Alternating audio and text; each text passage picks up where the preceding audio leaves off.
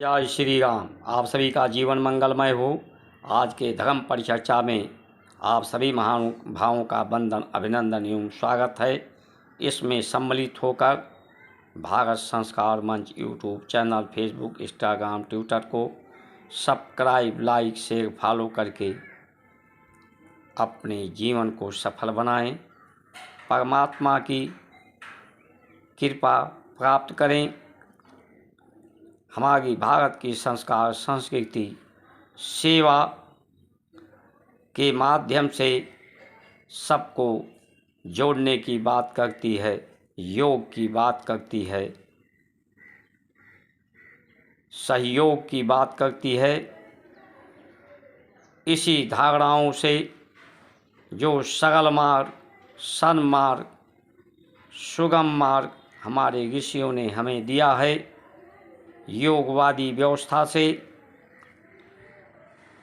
जीवन को सार्थक बनाने के लिए हर व्यक्ति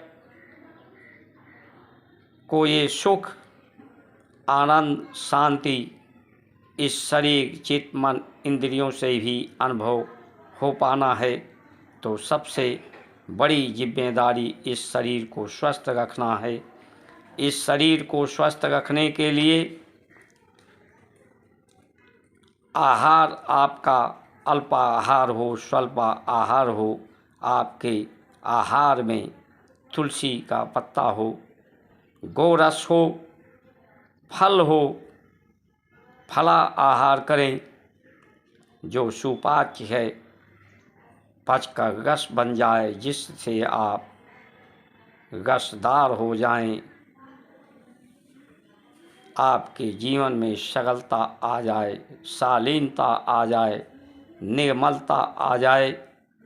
सद्ज्ञान के द्वारा और योगवादी व्यवस्था के द्वारा संयोग भाव में आप संयोगवादी बने, भोगवादी मत बने। भोगवादी व्यवस्थाएं आपके शरीर के क्षमताओं को क्षीण करती हैं, असमर्थ बनाती हैं, अराजकता फैलाती हैं,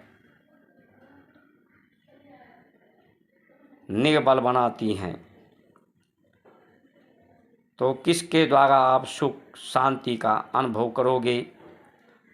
परमात्मा के आप अंश हो, आपको अपनी सामर्थ्य दिखानी होगी। इसकी परमार्थता को सिद्ध करके ही आपका जीवन सार्थक होगा। इसके लिए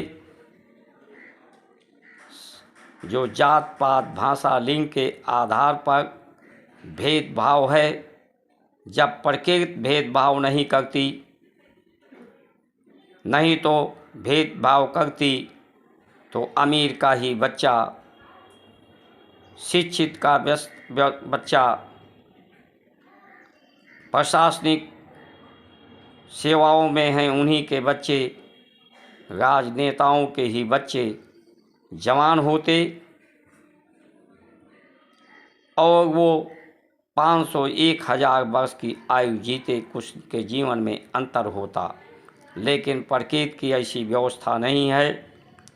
चाहे कोई अमीर हो, चाहे जितना अपने को योग समझता हो, चाहे जितना सुख सुविधा धन उसके पास वैभव हो, लेकिन उसकी भी आयु की अवस्थाएं, जन्म, जवानी, बुढ़ापा, मृत्यु ये समान रूप से है।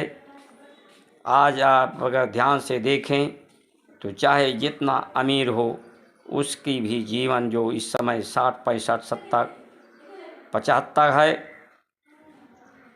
वही एक गरीब मजदूर की भी लगभग वही आयु, वही क्षमता है।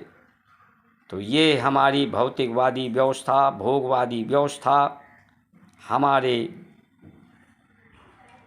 बुद्धि हमारी भ्रष्ट हो गई है, बुद्धि भ्रष्ट हो गई, मत भ्रष्ट हो गए, पद भ्रष्ट हो गए लोग। इसके कारण इसका दुरुपयोग कर रहे हैं और अपने को असहाय, कमज़ोर कर रहे हैं।